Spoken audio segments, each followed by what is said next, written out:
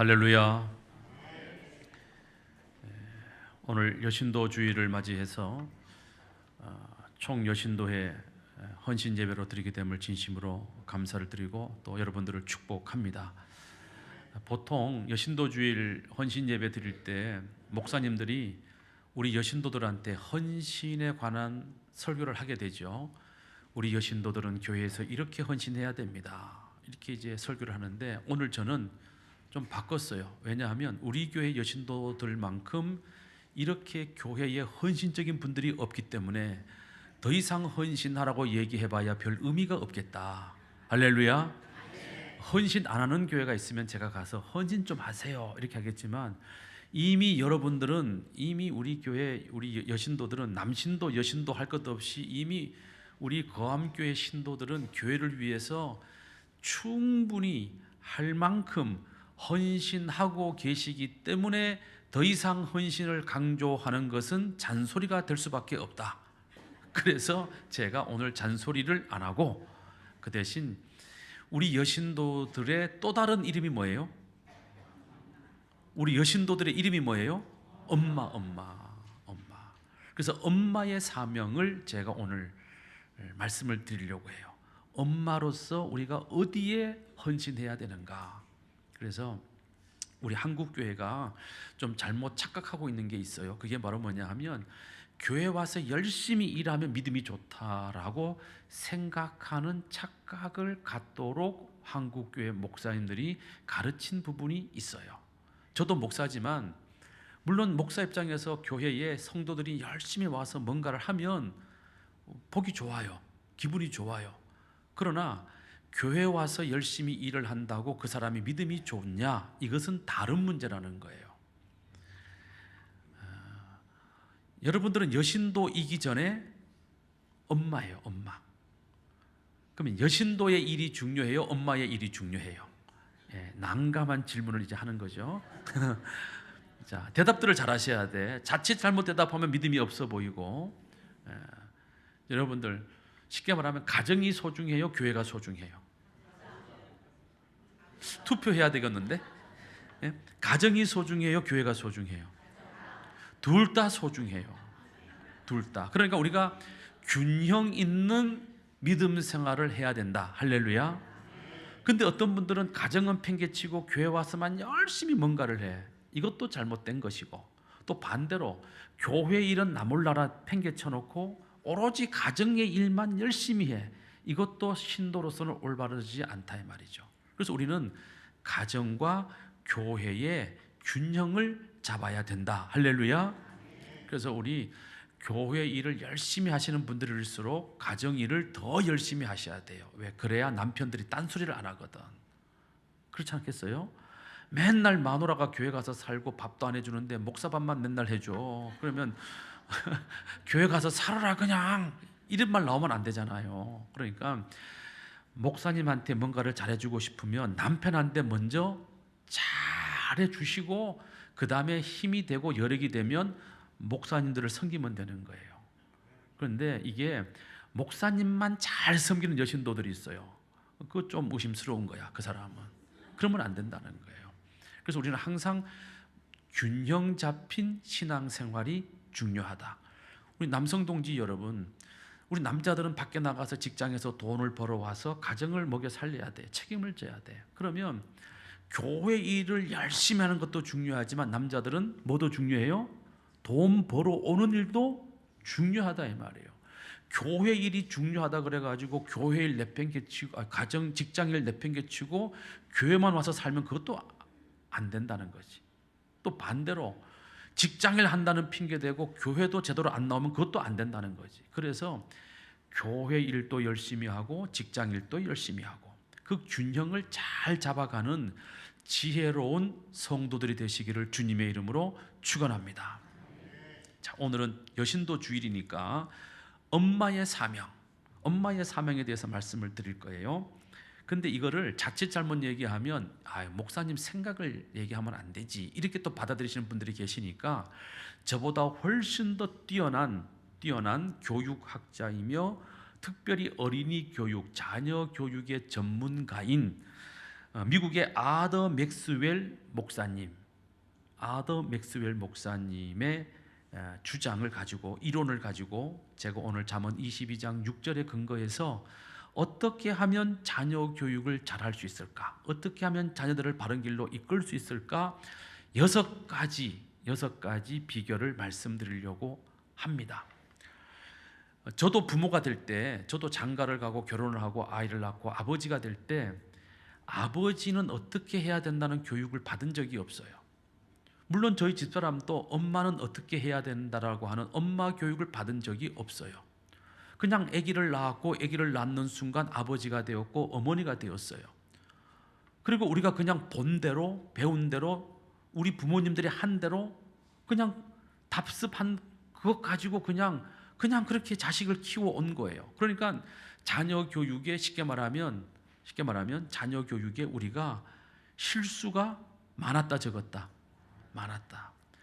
그래서 그런 실수에 대해서 자기 자식들에게 실수한 부분이 너무나 많기 때문에 손자 손녀가 태어나면 그 실수를 만회하기 위해서 모두가 다 좋은 할아버지, 좋은 할머니가 되는 거예요. 왜? 내 자식한테 그렇게 못했기 때문에.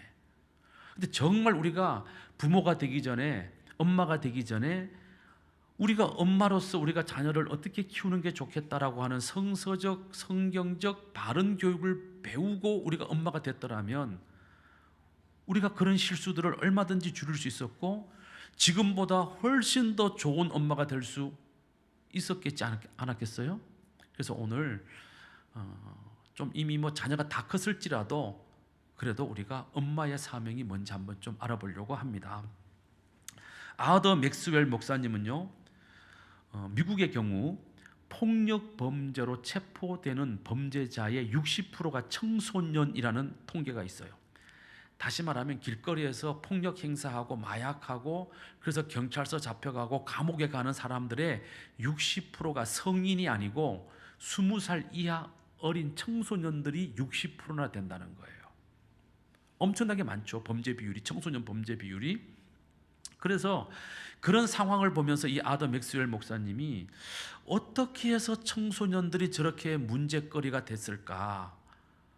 왜 청소년들이 저렇게밖에 못 컸을까? 우리 부모들이 자녀들을 올바르게 양육했더라면 저 청소년들이 범죄에 빠지지 않고 정말로 사랑스러운 사람들로 성장할 수 있지 않았겠느냐? 라고 하는 질문을 가지고 자녀 교육, 어린이 교육에 관심을 갖고 연구하기 시작을 했습니다. 우리들도 자녀들을 다 키우고 난 다음에서야 비로소 그때 내가 이렇게 했더라면 우리 애가 더 좋아졌을 텐데라는 후회를 할 때 있어요, 없어요? 많아요. 저도 그럴 때가 있더라고요. 그때 내가 그렇게 하는 게 아니었는데 그때 왜 내가 우리 애들한테 그렇게 했을까? 그때 내가 이렇게 했더라면 훨씬 더 좋은 결과를 얻었을 텐데라는 후회를 목사인 저도 해요. 부모인 우리들은 다 그런 후회를 가지고 살아가는 거죠. 자, 우리 부모들이 애들이 다 자라고 난 다음에 그런 후회를 하는 이유가 뭐냐 하면은요, 애들을 키울 때 우리가 이렇게 키워요. 설마 우리 애가 그렇게 되겠어?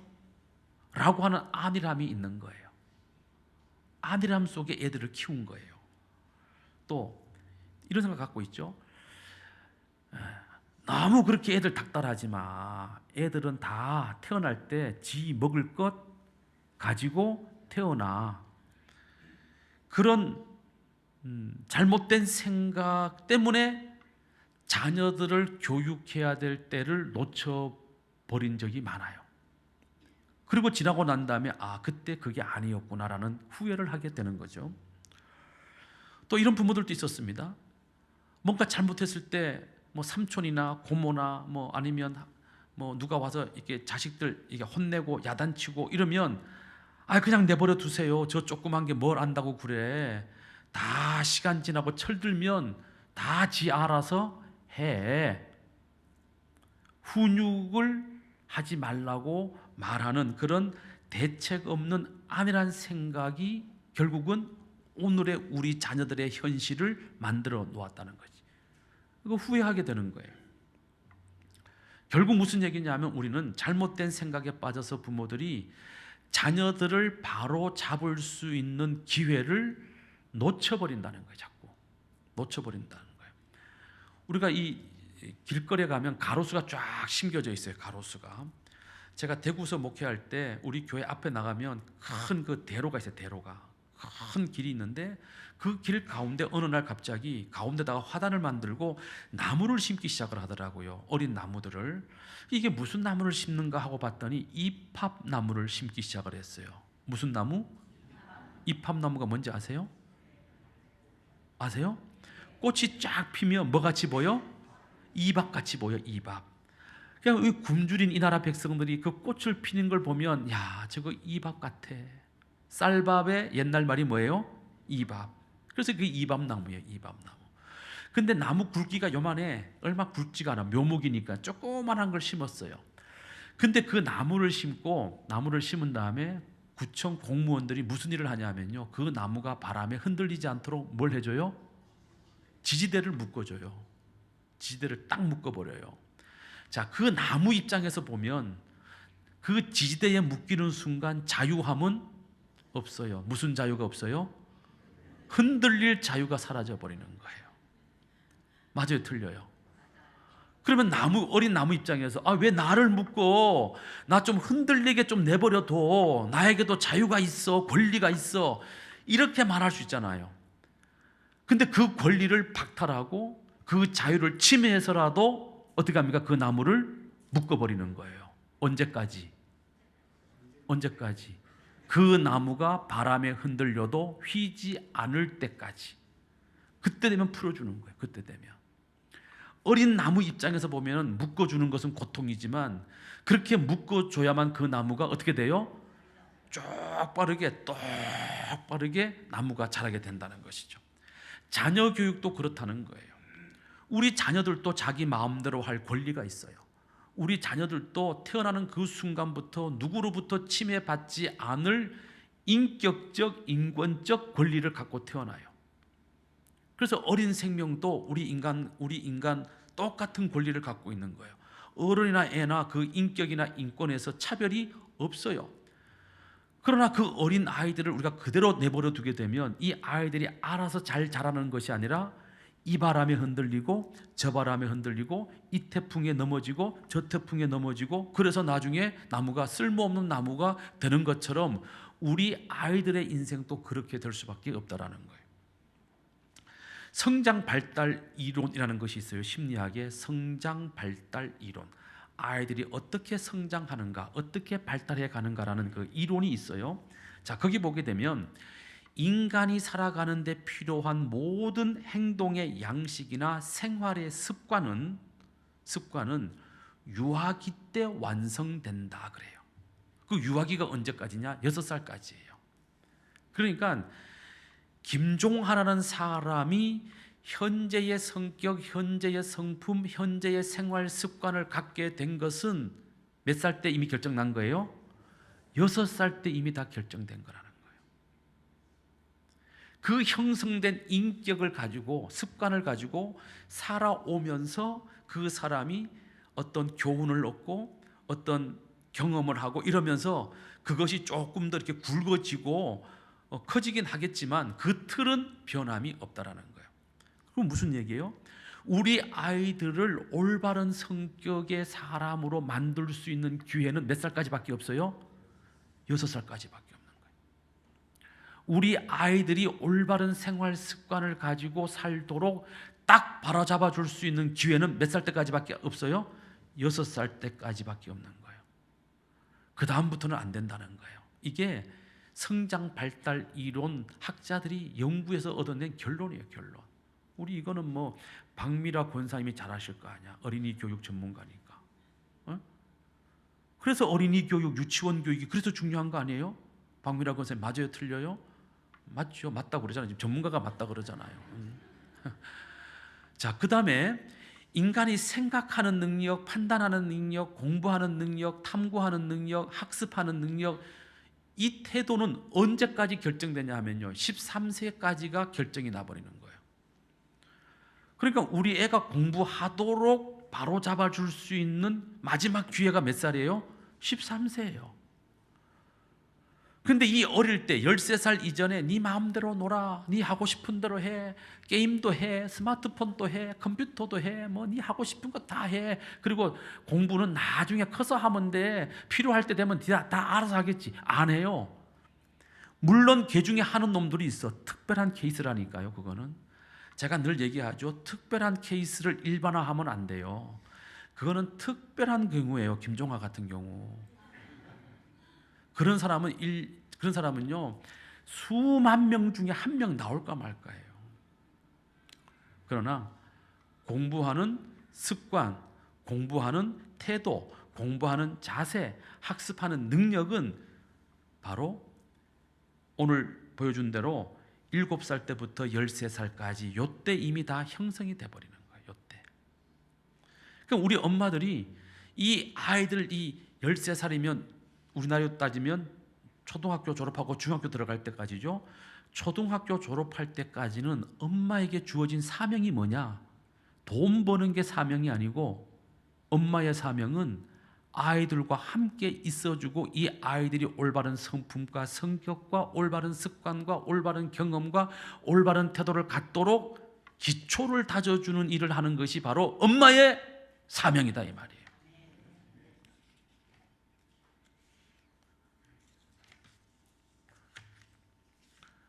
그런데 우리 엄마들, 여러분들의 자녀들이 요 시간을 지날 때 여러분들 어떻게 지내셨어요?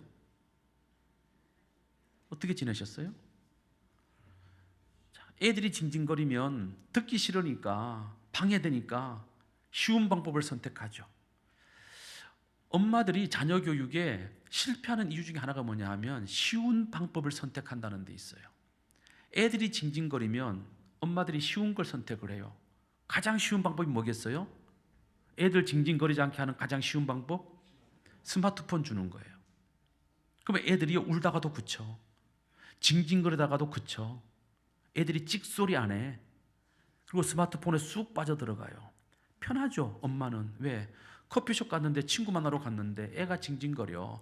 모처럼 만난 여고 동창생, 대학교 동창생하고 뭔가 재밌게 수다도 떨고 남편 욕도 해야 되는데 이 방해가 돼. 그러면 얘다 스마트폰 줘버리면 애가 옆에서 그냥 스마트폰 하고 있는 거야. 게임만 하고 있는 거지. 그러는 동안에 여러분들의 자녀들은 성품을 발달시키고 학습 능력을 발달시킬 수 있는 기회를 놓치는 거예요. 잃어버리는 거예요. 그러니까 13살 이전까지 우리 자녀들을 우리 부모들이 어떻게 양육하고 바로 잡느냐에 따라서 그 아이의 인생의 미래가 달라지게 되는 거예요. 달라지게 되는 거예요. 근데 우리 한국 부모들은 그렇게 애들을 키워놓고 언제 엄마가 정신 차려요? 언제 엄마가 정신 차려요? 대학교 들어갈 때 정신 차려. 그때부터 그냥 막 이 과외 보내고 저 과외 보내고 막 이 선생 붙이고 저 선생 붙이고 이 학원 보내고 저 학원 보내고 막 난리를 치는 거야. 안 된다니까요. 왜? 공부하도록 훈련될 머리가 이미 훈련이 안 돼 있었어. 안 돼 있는 머리에다가 갑자기 고등학교 들어가니까 너 대학 들어가야 될 거 아니야? 그래도 인서울 대학은 가야 될 거 아니야? 하고 막 보내. 그럼 애들은요, 엄마가 보내니까 가기는 가. 가기는 가는데 공부가 돼요, 안 돼요? 안 돼. 그냥 학원에 갔다가 오는 것 뿐이지. 돈만 쓰는 거지. 아동기 이전, 13살 이전에 형성되는 습관과 태도와 자세와 공부하는 이 능력 향상이 얼마나 중요한지 보여주는 사람이 있었어요. 이 남자, 화면 보시겠습니다. 아세요? 손 좀 내려봐, 이 양반아. 얼굴 좀 보게. 이 남자 누구예요? 제가 일부러 얼굴을 가렸어요. 왜냐하면 혹시라도 얼굴을 드러내면 초상권 침해 해가지고 또 재판받을까 봐. 저 재판하면 아주 지긋지긋하니까. 이 사람이 누구냐면요, 2019년 절도 혐의로 체포되어 가지고 그때 당시에 80살이었어요 2019년에 80살 아니면 81살인데 이분이 2019년에 절도하다가 잡혀가지고 지금 깜빵 가고 있는 장면이에요. 이분이 2019년에 체포되었을 때 80살 아니면 81살인데 그때 재판을 받고 최후 진술을 할 때 이런 말을 했어요. 자기는 7살 때까지 고아원에서 자랐다는 거예요. 고아원에서. 그러니까 버림받은 게 부모로부터. 그래서 7살 때까지 고아원에서 지냈는데 너무 많이 굶기고 너무 많이 때려서 견딜 수가 없어가지고 고아원을 탈출했다는 거예요. 그러면 7살짜리 어린애가 탈출하면 갈 데 있어요, 없어요? 먹을 데가 있어요, 없어요? 없어요. 그래가지고 동네를 떠돌아다니다가 배가 너무 고파가지고 구멍가게, 옛날에는 구멍가게에서 다 팔았어. 콩나물도 팔고 파도 팔고 무도 팔고 배추도 팔고 양파도 팔고 뭐 다 팔았어요. 그죠? 구멍가게에서. 그 구멍가게에서 7살 때 두부를 훔쳐 먹었어요. 두부. 너무 배고프니까. 옛날에는 구멍가게 보면 겨울 되면 문 딱 닫아놓고 밖에다가 두부 이렇게, 그죠? 콩나물도 이렇게 덮어놓고 팔잖아요. 그럼 이제 주인 아줌마가 방에 들어가 앉아 있으니까 안 본다 이 말이에요. 그 7살 먹은 애가 배가 너무 고프니까 두부를 훔쳐 먹었어. 얼마나 맛있었겠어요. 며칠을 굶다가 먹는 그 두부가, 생두부가 얼마나 맛있었겠어요. 그러니까 훔쳐 먹고 나니까 자기가 안 잡혔어. 잡혔어야 되는데 안 잡힌 거야. 잡혔으면 이 아이의 인생이 달라졌을 거예요. 안 잡힌 거예요. 자신감이 생긴 거예요. 그래가지고 그 다음 날 또 훔쳐 먹었어. 그 다음 날 또 훔쳐 먹었어. 그 다음 날 또 훔쳐 먹었어. 그렇게 7살 때부터 남의 집 두부 훔쳐 먹고 남의 집 부엌 들어가서 훔쳐 먹고 그렇게 크다 보니까 뭐가 습관이 돼 버렸어요? 도둑질이 습관이 된 거야. 도둑질이. 그래서 도둑질을 하다가 체포되어 가지고 청소년 시절에 17년 동안을 깜빵 생활을 합니다. 소년원에 보내져 가지고 나이가 어리니까 소년원에 가가지고 17년을 보내요. 그리고 출소를 한 다음에 성인이 되고 난 다음에 이 사람의 인생이 바뀌었을까요? 감옥에 있을 때는 다짐을 했겠죠. 내가 감옥에서 나가면 내가 절대로 이번엔 도둑질 안 할 거야. 내가 성실하게 일해서 내가 먹고 살아야지. 근데 나왔더니 배운 게 없어. 기술이 없어. 배는 고파. 또 뭐 할까요? 도둑질을 하는데 이번에는 몸도 큰 만큼 간도 커졌어. 이제는 두부가 아니라 남의 집 담을 넘어서 보석을 털기 시작을 했어요. 금은 보석을. 터는데 원칙을 세웠어요. 이 사람이. 나는 가난한 사람은 안 털겠다. 대한민국의 부자들 집만 털겠다. 그래가지고 이 사람이 부잣집만 딱 털고 다녔어요. 그래서 이 사람을 대도조세형이라고 불러요. 기억나시죠? 조세형 씨. 조사를 해보니까요, 이 대도조세형 씨가 80평생을 살면서요 57년을 감옥에서 살았어요. 전부 제목이 뭐냐? 절도 사기예요. 절도 사기. 다 훔친 거예요. 훔친 거. 2019년 마지막 재판받고 감옥에 갈 때 80살 때죠. 그때 기자가 묶여서 가는 이 사람에게 취재를 해요. 쫓아가면서 도대체 왜 인생을 그렇게 살았습니까? 대도 조세형 씨, 왜 도대체 당신은 인생을 80평생 살면서 57년 감옥 가는 왜 이런 인생 살았습니까? 라고 물었을 때 이 대도 조세형이 경찰서 문 딱 나서면서 이렇게 대답을 했어요. 어릴 때 고아원 살다가 구타와 폭력을 못 이겨 7살 때 도망을 쳐 나왔는데 배가 너무 고파서 구멍가게에 들어가 두부를 훔쳐 먹었습니다. 그런데 그것이 습관이 되어서 그때부터 평생 도둑질하는 인생이 되고 말았습니다. 그렇게 대답하고 감옥에 갔어요. 저는 이 대도 조세형 씨의 이 말 속에 자녀 교육의 힌트가 들어있다고 봐요. 7살 때부터 형성된 이 도둑질 습관이 이 사람의 인생을 평생 도둑질하는 인생으로 가게 했다라면 7살쯤에 우리 자녀들에게 어떤 습관을 들이느냐가 우리 자녀들의 인생을 바꿔놓는다 이 말이죠. 아더 맥스웰 목사님은 이렇게 말을 했어요. 화면 보시겠습니다. 시작. 자녀 교육은 지식만 가르쳐주는 교육이 아니라 몸에 배이게 하는 훈련이어야 한다. 다시 말하면 우리가 자녀 교육이라는 말을 쓰지만 자녀 훈련이라는 말은 안 써요. 그죠? 자녀 훈련 합니까? 안 해요. 예비군 훈련이라고 말을 하죠. 예비군 훈련이 뭐예요?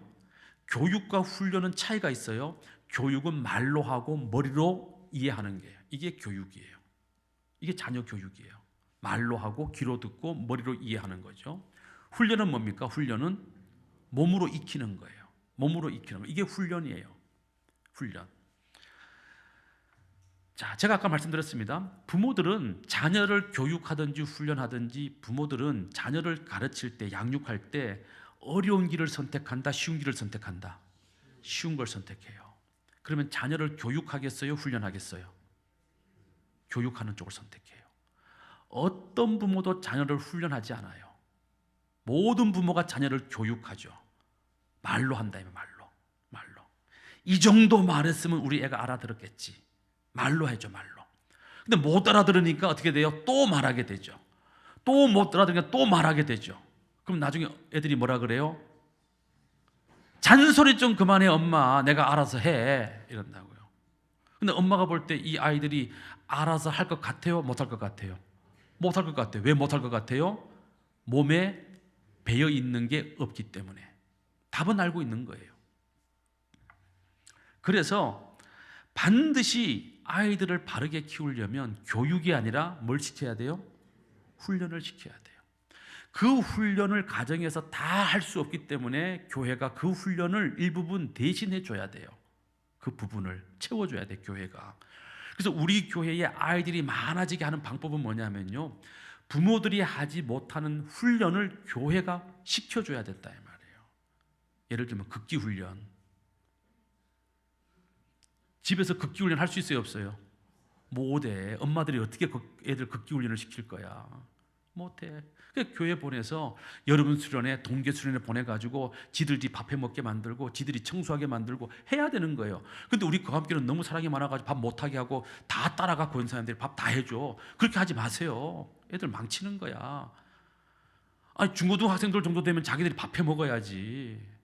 그게 수련 아니에요? 갈고 닦고 훈련하는 거 아니에요? 제가 우리 함께 와가지고 목이 터져라, 제발 중고등부 수련회 갈 때 애들 밥 지들이 알아서 먹기 좀 해주세요 해도 다 따라가. 막 그래서 어떨 때는 애들보다 밥 해주는 권사님들이 더 많아. 우리는 자꾸 애들을 쉬운 방법으로 간다 이 말이에요. 쉬운 방법으로. 그러면 안 된다는 거예요. 부모들이 쉬운 방법 택하는 이유가 뭐냐? 내가 힘들기 때문에 그걸 안 하려고 그러는 거지. 그래서 아더 맥스웰 목사님은 또 이렇게 말을 했습니다. 자, 시작. 자녀들을 올바르게 훈련을 시키기 위해서는 매우 사려 깊은 계획이 있어야 하며 지칠 줄 모르는 결심이 요구되고 무한한 인내가 필요하다. 이거 하기 싫어서 자녀 훈련 안 시킨다는 거잖아요. 이거 하기 싫어서. 굉장히 생각을 많이 해가지고 우리 애를 어떻게 훈련시킬까를 계획 세워야 되고, 또 지칠 줄 모르는 결심을 가지고 포기하지 않고 계속해서 우리 아이들을 잘 몸에 배도록 훈련을 시켜야 되는데 내가 피곤하니까 못하겠고, 참고 견디지 못하니까 성질을 엄마가 먼저 확 내버리고. 맞아요, 틀려요? 엄마가 왜 먼저 성질을 내냐고. 그 훈련이 돼요. 여자분들은 군대를 안 가니까 몰라. 조교는 절대로 성질 내는 법이 없어요. 조교는 훈련시키는 조교. 박근호 전도사 어디 갔어? 우리 박근호 전도사가요, 저래봬도 삐쩍 말라도요, 저래봬도 장교들을 훈련시키는 육군 보병학교 조교 출신이에요, 여러분. 조교는, 박근호 전도사님 내 말 맞으면 손만 들으시면 돼.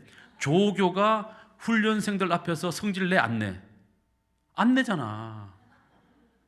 참고 견디는 거예요. 그 수준 될 때까지 계속 반복시키는 게 조교예요. 그게 교관이에요. 계속 반복 훈련시켜요. 우리 남자분들 생각나잖아요. 사격장 가면 PRI. 근데 가만히 있어봐. 군대 갔다 왔나? 오집사님? PRI가 뭐예요? 군대 제대로 갔다 왔네. PRI가 뭐냐 하면 피가 나고 알이 배이고 이가 갈리는 거예요. PRI, 피가 나고 알이 배기고 이가 갈려. 이게 사격 훈련이에요. 그게 무슨 훈련이냐 하면요, 다른 거 없어요. 총구 위에다가 바둑알 올려놓고 그 바둑알 떨어지지 않을 때까지 계속 격발만 하는 거예요. 근데 바둑알 떨어지잖아요. 피가 나고 이가 갈리고 알이 배기도록 굴려. 애들을 계속 굴리는 거야. 그래가지고 요 바둑알이 총구에서 떨어지지 않으면 사격장에 올려보내는 거예요. 몸에 총을 딱 쏴도 총구가 흔들리지 않아야 되니까. 이게 훈련이에요, 이게.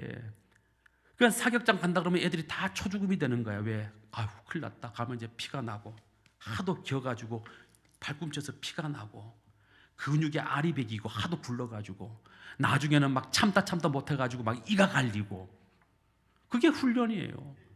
근데 어느 부모가 그렇게 자식들을 훈련시키냐고요.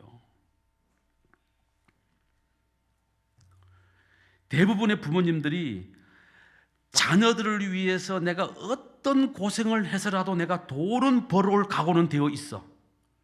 근데 자녀들을 위해서 내가 어떻게 우리 자녀들을 훈련시킬까 이 생각은 안 한다는 거죠. 왜? 돈 버는 게 더 쉬워. 애들하고 하루 종일 붙어 있는 게 얼마나 힘들어요. 그러니까 돈 벌러 가버리는 거예요, 엄마들이. 그리고는 그 교육을, 엄마가 해야 될 그 교육을 누구한테 맡겨요?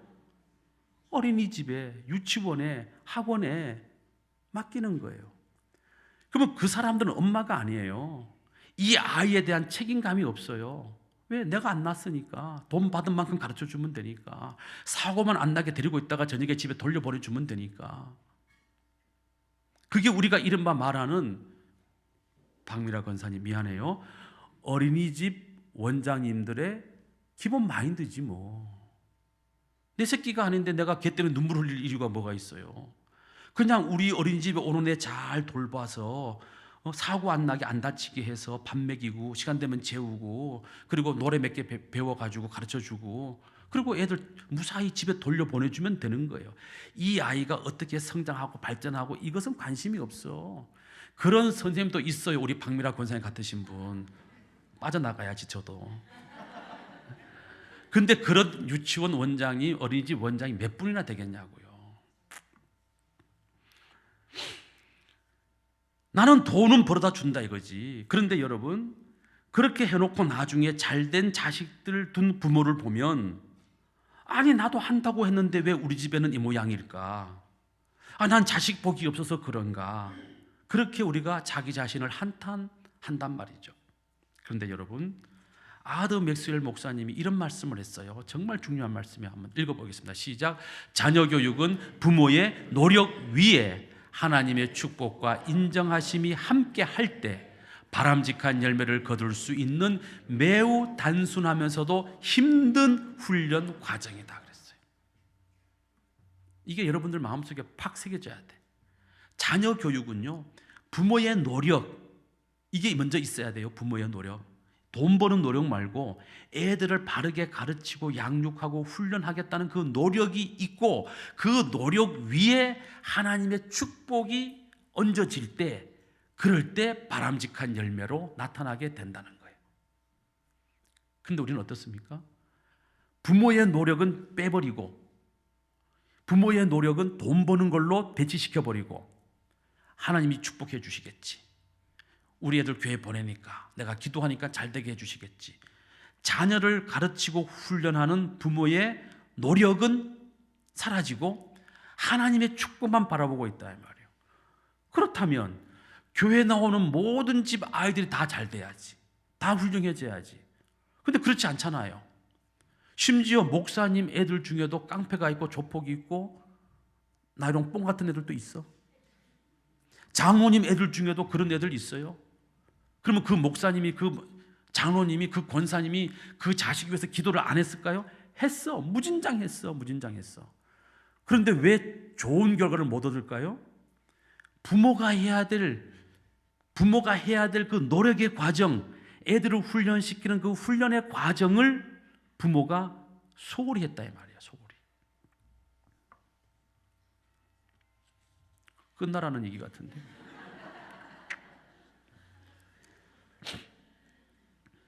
그래서 부모의 노력과 수고와 희생이 뒤따라야 된다. 자, 다음 말씀 보세요. 자, 다음. 그러므로 유아기에서부터 청소년기를 지나 성년이 될 때까지 끝없이 계속되는 부모의 노력과 수고와 희생이 뒤따라야만 거기에 하나님의 축복이 얹어져서 좋은 결과를 얻는다 이 말이에요. 끝없이 계속되는, 내 자녀를 정말로 잘 키워보겠다는, 올바른 인간으로 만들어 보겠다는 부모의 노력과 수고와 희생이 끝없이 뒤따라가야 된다는 거예요. 우리는 요거를 뭐로 대체한다고요? 요거를 뭐로 대체하고 있어요?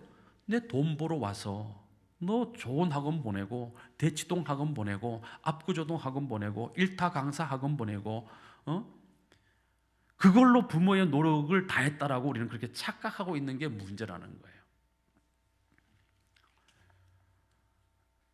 자, 그러면 이제 본론으로 들어가서, 아이고 이제 본론이 큰일 났네. 어떻게 하면 되느냐? 첫째, 중단 없는 경계심을 가지고 자녀들을 보살펴야 됩니다. 경계심.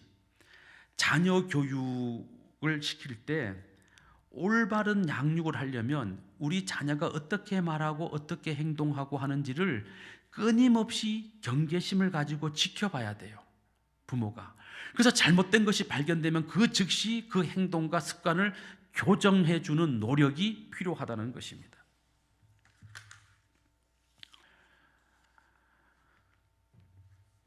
(13살) 이전까지 세상에서 가장 믿을 만한 최고의 교육자는 엄마예요, 엄마.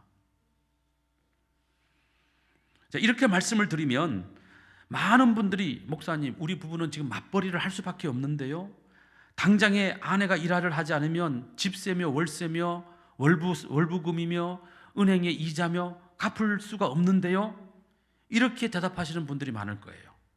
현실이니까. 자, 그렇다면 저는 이렇게 묻고 싶어요. 그렇다면 여러분들은 자녀와 경제적 여유 둘 중에 하나를 선택하셔야 되는 거예요. 우리 부부가 맞벌이해서 좀 더 경제적 여유로운 삶을 살 거냐, 그리고 애들은 계속 좋은 학원 보내고 이렇게 그냥 지낼 거냐, 아니면 내가 돈을 좀 못 벌더라도, 우리가 외식 좀 못 하더라도, 우리가 지금 타고 있는 차가 소나타인데 아반떼로 바꾸고 조금 낮추더라도 우리가 애들 교육에 집중할 거냐, 둘 중에 한 개를 선택해야 된다는 거죠. 안타까운 것은 대부분의 부모들이 자녀보다 경제적 여유를 선택한다는 사실입니다. 그러면서 이렇게 말합니다. 왜 돈을 그렇게 벌려고 그러세요? 애를 좀 잘 키우시지. 이러면 남부럽지 않게 키우려고 제가 지금 돈을 벌고 있습니다, 이렇게 대답을 한다고.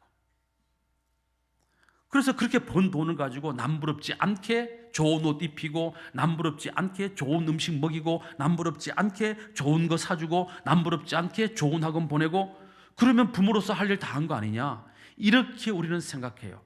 그렇게 큰 애가 만약에 서울에 있는 대학 못 들어가면 부모가 뭐라 그래요? 내가 이놈아 너를 위해서 내가 어떻게 일을 했는데. 우리 그렇게 말을 한다 이 말이죠. 그런데 여러분, 유아기와 아동기를 지나가는 태어나서부터 13살까지 이 아이들에게 가장 필요한 것은 돈이 아니라 엄마의 따뜻한 마음, 따뜻한 품, 엄마의 품이 훨씬 더 소중하다는 거예요. 그 어머니의 품 속에서 아이의 성품이 자라고, 그 어머니의 품 속에서 엄마와 나누는 다정한 대화를 통해서 두뇌가 개발되고 언어 능력이 개발되고 가슴이 따뜻한 사람으로 성장해 가는 겁니다. 이런 노력을 할 각오가 되어 있지 않고 그냥 나는 돈으로 때우겠다, 좋은 선생 붙여주면 될 거 아니냐, 이것은 굉장히 잘못된 생각이라는 것입니다. 두 번째, 하나님께서 위임하신 부모의 위치를 확고하게 유지하셔야 됩니다. 부모의 위치, 부모의 역할이 뭐냐? 성경은 이렇게 말합니다. 창세기 18장 19절 시작. 내가 그로 그 자식과 권속에게 명하여 여호와의 도를 지켜 의와 공도를 행하게 하려고 그를 택하였나니. 자, 이 말씀이 뭐냐면요, 하나님이 아브라함을 택하신 이유를 지금 설명하고 있는 거예요. 하나님이 왜 아브라함을 택했느냐? 우리는 크게 이스라엘 민족의 축복을 위해서, 인류 축복을 위해서 이렇게 말을 하지만 하나님은 그렇게 말씀하신 적 없어요. 하나님이 아브라함을 선택하신 목적이 바로 이 창세기 18장 19절 말씀인데, 거기 보면 이렇게 돼 있잖아요. 내가 하나님이 그로 아브라함으로 하여금 그 자식, 아브라함의 자식들과 그 권속, 아브라함에게 속한 가족들에게 아브라함으로 하여금 그 자식들과 권속들을 명해서 여호와의 도를 지켜 의와 공도를 행하도록 만들기 위해서, 그 일을 하도록 만들기 위해서 내가 아브라함을 택했다는 거예요. 그러니까 한 가정의 가장인 이 아브라함이 해야 될 가장 중요한 일은 뭐라는 거예요? 자녀 교육, 가정 교육. 이게 제일 중요하다는 거예요. 이게 바로 하나님이 우리 부모들에게 맡기신 가장 중요한 위치라는 거예요. 천국서 전화 왔으니까 빨리 받으세요. 늦게 받으면 천국 못 갈 줄도 몰라. 자, 생각해 보세요. 우리는 돈을 벌어서 애들을 먹여 살리는 게 부모가 해야 될 첫 번째 일이라고 보고 있지만 하나님은 그게 아니란 말이죠. 하나님은 우리를 부모로 삼으신, 우리로 하여금 부모가 되게 한 첫 번째 이유가 뭐냐? 너의 자식들로 하여금 여호와의 도를 행할 수 있도록 가르치는 사람이 되라고 우리를 부모 만들었다는 거예요. 돈 버는 것보다 자식들을 여호와의 도로 가르치는 것이 부모에게 주어진 첫 번째 역할이고 위치고 사명이라는 것입니다. 아더 맥스웰 목사님이 이렇게 말했습니다. 화면 보시죠. 시작. 부모들이 자신들에게 주어진 이 책임을 신실하게 수행하지 않는다면 결국 자녀들로 인하여 불행과 슬픔을 자초하게 될 것이다 라고 경고합니다. 이 사명, 무슨 사명이에요?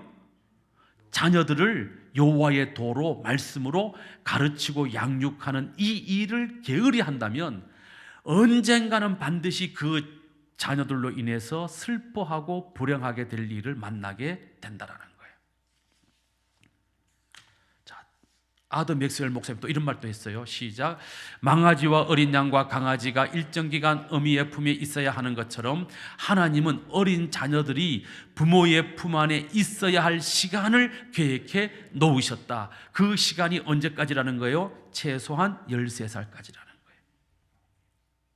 하나님은 자식들이 엄마 품에 있어야 될 시간을 계획해 놓으셨어요. 그게 바로 성장 발달 이론가들의 이론에 의하면 최소한 13살까지는 엄마가 책임지고 자식을 품에 안고 교육하고 훈련해야 된다는 거예요. 종종 목사님들하고 제가 식사할 때가 있어. 목사님들하고 후배 목사님들, 젊은 목사님들하고 제가 밥을 사가지고 밥을 먹을 때가 있어요. 그러면요, 우리 젊은 목사님들이 처음엔 저하고 밥 잘 먹어요. 근데 조금 지나면 저한테 안 와요. 왜요? 잔소리를 하니까 제가. 아니, 목사가 됐는데 젓가락질을 이렇게 하고 있어, 이렇게. 젓가락질을 왜 이렇게 갖고 써야 되는데 왜 젓가락질을 이렇게 A자형으로 못하냐고.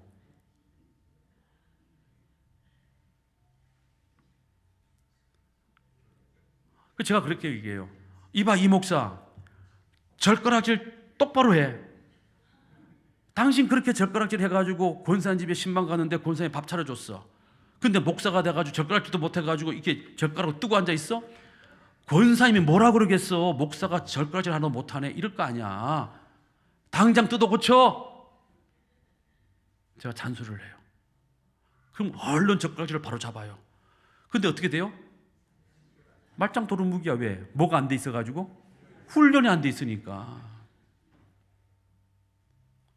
생각해 보세요. 김종환 목사가 여러분들 집에 식사 초대받아서 갔는데 젓가락질을 근사하게 탁 해가지고 콩자반을 탁 집어서 먹어야지.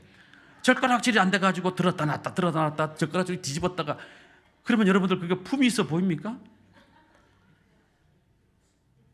엄마 품에서 그런 게 다 훈련돼야 된다는 거지. 엄마 품에서. 여러분들 자식들 젓가락질 못하는 거 아무것도 아닌 거 아니에요? 여러분들 자식이 높은 직급에 올라가면 그 젓가락질 하나 하는 행동이 그 사람의 품위를 결정한다니까요. 사업을 해. 거래처하고 만나서 식사하면서 거래를 터야 돼. 그래서 앞에 앉아있는 사장님하고 밥을 먹는데 앞에 있는 사장님은 젓가락질 탁 잘하는데 지금 거래를 따로 간, 계약을 따로 간 여러분들 아들들이 젓가락질 못해가지고 콩자반을 뒤졌다 내렸다 이렇게 하면, 그러면 그 거래처 사장님이 그 거래하려고 그러겠어요? 야, 이 친구는 젓가락질도 하나 못 배운 친구구나. 엄마 품에서 그런 것들을 훈련해야 된다 이 말이에요. 그런데 그 양육할 수 있는 기간을 엄마 품에서 여러분들이 스스로 포기하고 버려서 여러분들의 아이를 핸드폰에, 스마트폰에, 게임기에, 인터넷에 갖다 맡겨버린다 이 말이에요. 머지않아 그때 돈보다 더 귀한 게 있었구나 라고 후회할 날이 반드시 온다는 게 아더 맥스웰 목사님의 말씀이라는 거죠. 셋째, 어린 시절부터 자녀들이 하나님을 발견할 수 있도록 도와주어야 합니다. 부모는 아이들이 스스로 성경을 보고 스스로 기도하고 스스로 헌금하고 스스로 교회 일에 관심을 가지고 헌신할 수 있도록 부모들이 그렇게 신앙 훈련을 시켜주셔야 돼요. 자, 그 다음 네 번째, 이거 중요해요. 자녀들을 항상 어떻게 만들어야 돼요? 바쁘게 만들어야 돼요. 자녀들을 바쁘게 만들어야 돼요. 군대 갔다 오신 남자분들 알아요. 사고 안 나는 부대의 특징이 뭐냐면 바빠요. 병사들을 놀리지를 않아. 저 같은 중대장 만나면요, 병사들이 쉴 틈이 없어. 계속 돌려. 딴 생각할 시간을 안 주는 거야. 계속 구보시키고 계속 훈련하고 계속 뭔가를 해. 그럼 병사들이요, 집 생각 안 하고 고무 신고 꾸루 신고 도망간 짝소리 생각도 안 하고 그냥 군대 생활 잘해. 왜? 9시 점호 딱 끝나고 나면 딱 누우면 그냥 바로 잠이 빡빡 오게 만들어주니까. 근데 자녀들이 한가해봐요. 잡생각을 해, 딴 생각을 해. 자꾸 헛된 생각을 한다고. 서양 속담에 이런 말이 있어요. 서양 속담에 사탄은 놀고 있는 손에서 악을 만들어낸다, 이런 속담이 있어요. 다시 말하면 부지런한 사람은요, 악에 빠질 시간이 없어. 근데 한가한 사람은요, 온갖 생각을 하다가 결국은 악한 길로 간다 이 말이지. 어린 자녀들은요, 호기심이 많아요. 어릴 때 애들은 호기심이 많아. 아빠 왜? 엄마 왜? 자꾸 물어요. 이게 호기심이 많다는 거거든요. 그 호기심을 부모가 충족시켜주지 못하면 그 아이들의 호기심은 악한 쪽으로 가게 돼 있어요. 악한 쪽으로. 그래서 여러분들 자녀들 키워봐서 알잖아요. 애들한테 욕하라고 부모가 가르친 적 한 번도 없는데 애들이 욕 기똥차게 잘해요. 부모가 애들한테 훔치지 말라고 훔치라고 말을 안 해도요, 지가 필요하면 기가 막히게 훔쳐가요. 어느 부모가 자식들한테 너 컨닝해서라도 1등 해라 이렇게 가르쳐요? 컨닝하지 말라고 가르치죠. 그런데도 불구하고 애들은요, 학교 가면요, 기가 막히게 컨닝해요. 기가 막히게. 애들은 안 바쁘면 호기심을 사탄이 자극해서 악을 행하게 한다 이 말이에요. 그러니까 부모는 자식을 바쁘게 만들어야 돼요.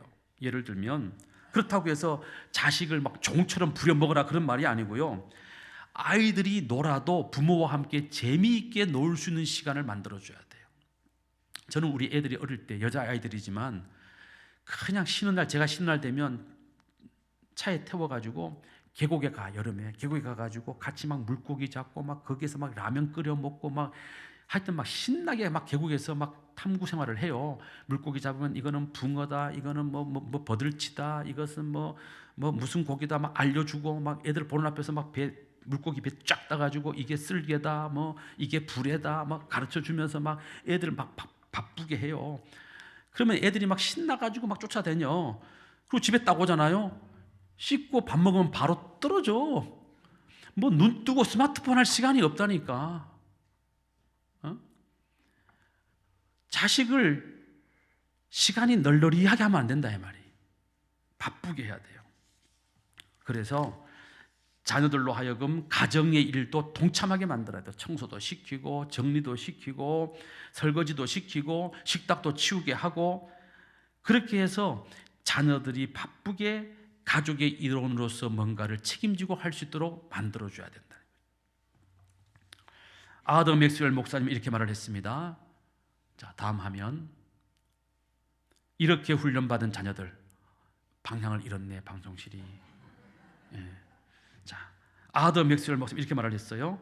이렇게 훈련받는 자녀들은 신뢰할 만한 청년으로 성장할 것이고 모든 일에 있어서 신실하게 최선을 다하는 성실한 인격체로 성장하게 될 것이다 그랬어요. 그러니까 집에서 애들이 손가락 하나 까딱거리지 않게 내버려 두지 말라 이게. 야, 너는 하지 말고 공부나 해. 애들 공부할 것 같아요? 방에 가서 공부 안 해요. 책상에 앉아가지고 딴 생각하고 핸드폰 가고 딴짓하고 컴퓨터 켜놓고 딴짓하고 앉아 있어요. 자, 다섯 번째, 부모는 자녀들이 새롭고 귀중한 사상을 받아들일 수 있도록 만들어 주어야 합니다.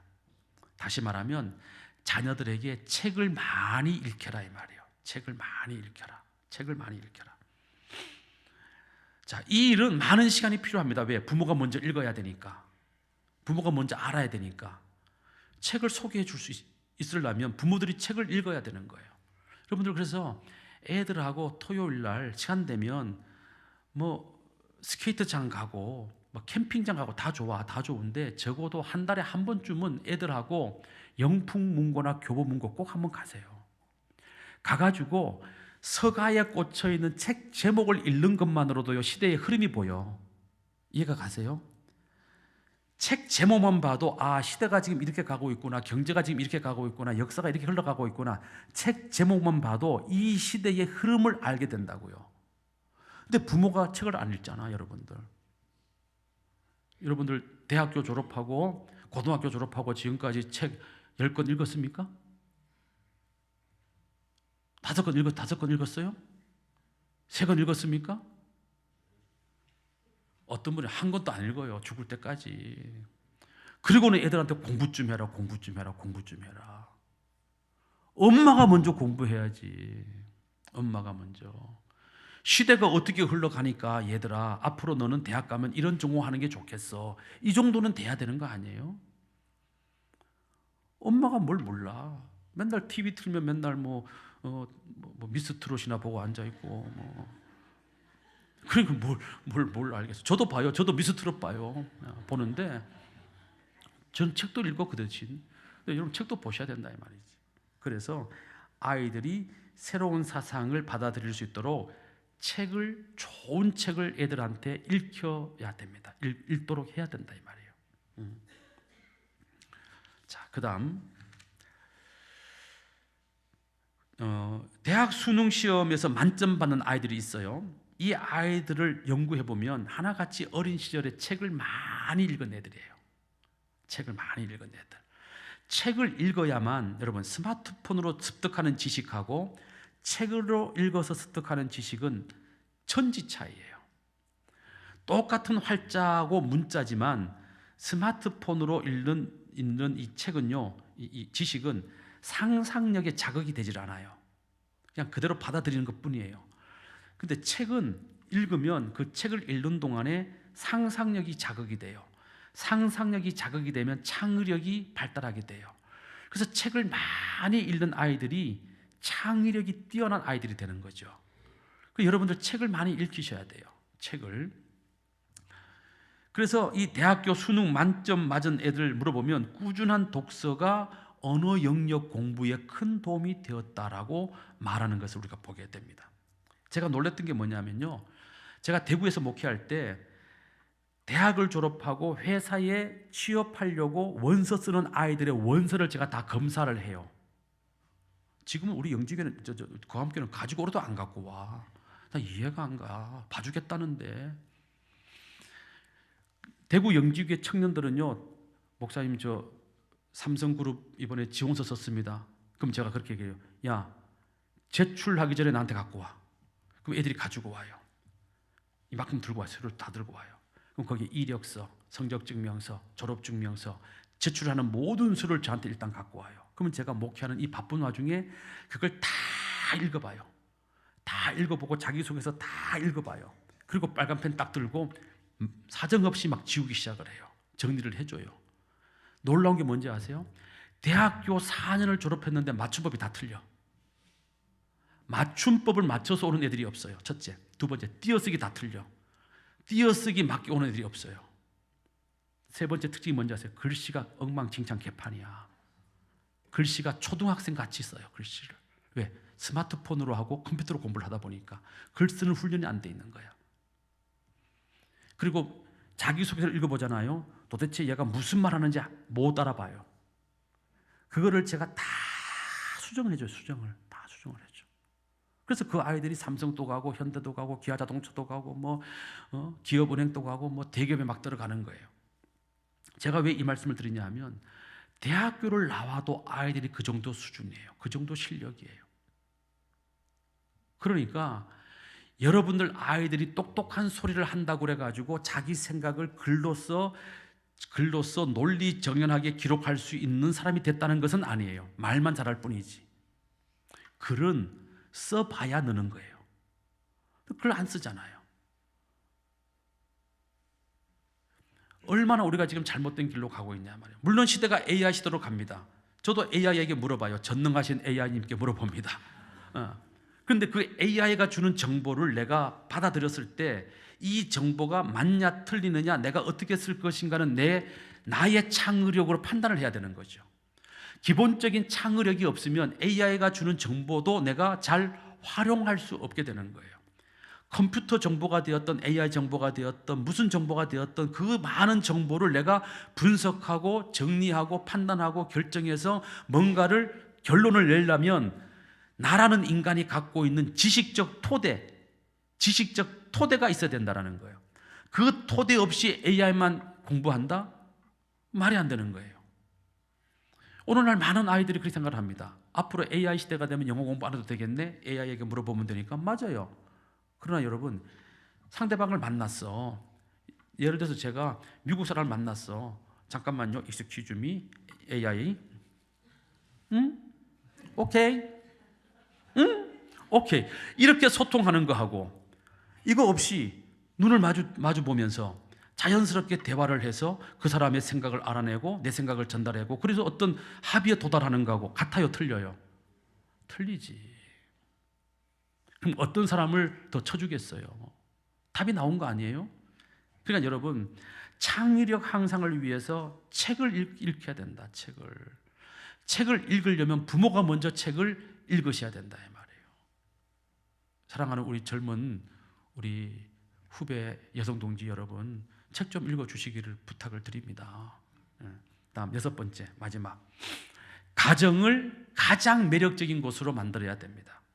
다시 말하면 자녀들이 가정을 가장 기쁜 곳, 가장 좋은 곳, 가장 편한 곳, 가장 안락한 곳, 가장 행복한 곳으로 만들어줘야 된다는 거예요. 자, 그런데 아파트 집은 좋아. 집에 냉장고도 요즘은 뭐 몇천만 원짜리 다 요즘 말하는 냉장고도 있더라고요. 말하는 냉장고, AI 냉장고 막 그런 거 막 딱 들여놨어. 집은 너무너무 좋아. 근데 집에 갔는데 정작 있어야 될 엄마가 없네. 엄마가 없어. 엄마하고 말을 해야 될 애들이 AI 냉장고하고 말을 하고 있어. 냉장고 안에 뭐 있어? 그럼 AI가 삐리비리비리비리비리 해가지고 토스트 있음? 찾아 먹으면 되지만 그렇게 먹는 토스트하고 집에 달려와가지고 엄마 달려왔을 때 엄마가 아이고 내 새끼 학교 갔다 왔어 하고 안아주고 얼굴 땀 닦아주고 뽀뽀해주고 아이고 우리 아들 뭐 먹고 싶어? 토스트요. 조금만 기다려 씻고 와. 그래서 엄마가 막 계란 깨가지고 막 계란 막 풀고 막 밀가루 해가지고 막 하면 그 소리 자체가 아이들에게는 뭐가 돼요? 기쁨이 되는 거야. 행복이 되는 거야. 그래가지고 거기다가 막 건강에 안 좋은 설탕 쫙 뿌려가지고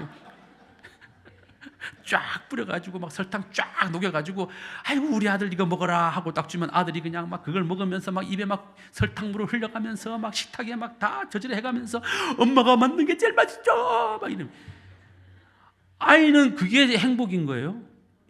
그 기억을 평생 가져가는 거야. 그렇게 큰 아들하고 AI님께 물어봐서 냉장고에 뭐 있어? 삐리비리비리비리 토스트 먹어야 돼 말아야 돼? 먹는 게 좋을걸? 그거하고 똑같냐 이 말이에요. 똑같냐고. 가정을 행복하게 만드는 유일한 방법이 뭐냐면 엄마예요. 엄마. 애들이요 집에 막 달려왔어. 엄마 하고 문 열었는데 아빠가 떡 앉아있어. 소파에 앉아있어. 그럼 애들이요 바로 얼음 발뒤꿈치 들고. 아빠는 애들한테 행복을 주고 싶어도 줄 수가 없어. 근데 엄마는 있는 것만으로도 자식들에게 뭘 줘요? 행복을 줘. 뭐가 중요하냐 이 말이에요. 뭐가 중요하냐고요. 우리 여성 동지 여러분, 여러분들은 엄마입니다. 엄마의 이 사명을 놓치지 않게 되시기를 주님의 이름으로 축원합니다. 엄마로서 아이들을 잘 키워서 훌륭한 하나님의 사람 한 명 만들면 여러분들은 인류를 구원하는 거예요. 그 자식 하나가 인류를 구원하는 거예요. 여러분들이 낳은 그 자식 중에 한 명이라도 노벨상을 받을 만한 그런 인물로 키워내면 그 인물이 세계를 구하는 것 아닙니까? 이 귀한 일을 왜 내버려 두고 돈 버는 일에 목숨을 거냐 이 말이에요. 자녀를 교육하고 훈련하는 데 목숨을 걸어야지. 할렐루야. 엄마의 사명, 자녀들을 행복하게 하고 그 자녀를 사람답게 만들어서 이 인류 공영에 이바지하는 이 엄마의 사명을 잘 감당해 나가는 우리 엄마들 되시기를 주님의 이름으로 축원합니다.